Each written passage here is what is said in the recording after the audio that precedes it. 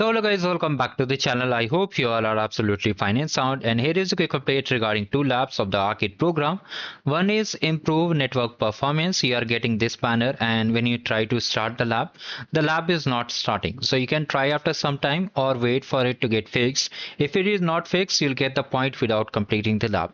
Second lab is configure IM permissions with Gcloud. Okay, so here sometimes what happens, we are not getting score for task number 5, or we are not getting the task score for the zone setup. Means when you try to get the score for this task, update the zone, sometimes you don't get the score.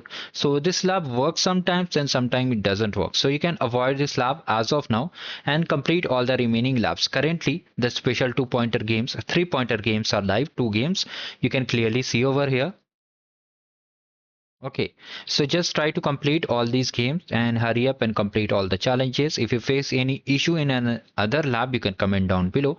And solutions for one lab which is remaining will be live very soon. So do like the video and subscribe the channel and have a great ahead.